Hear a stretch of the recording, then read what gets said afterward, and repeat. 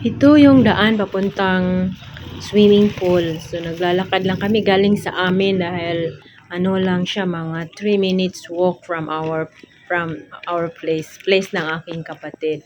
So ngayon, araw ng Huwebes, ano siya, market day.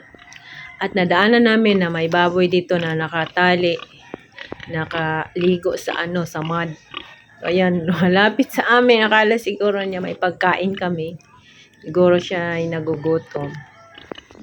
So, ito yung view ng aming lugar papuntang swimming pool. Ito naman, kumakain ng turon, nagbibenta ng turon yung aking isang pamangkin.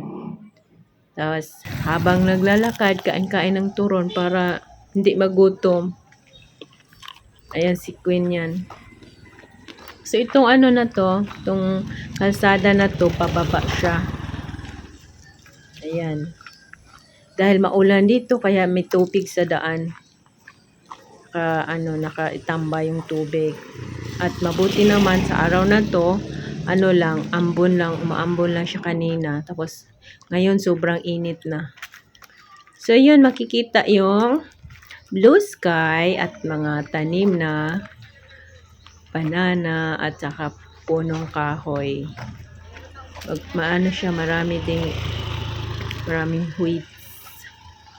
Kadalasan dito mga tao nagmo-motorbike kasi nga yun lang ang madali ditong masakyan, motorbike.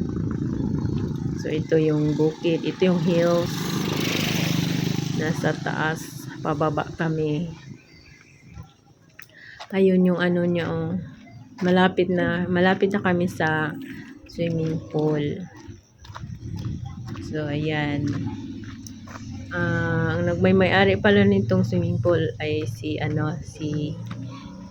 Tagulog.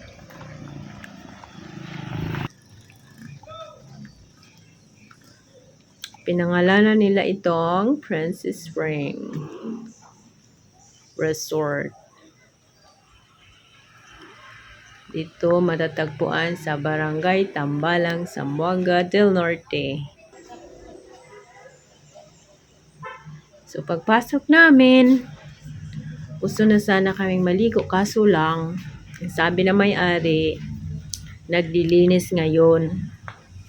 Ililinis nila yung swimming pool, kaya sa pa yan maging ready, sa Sunday pa daw.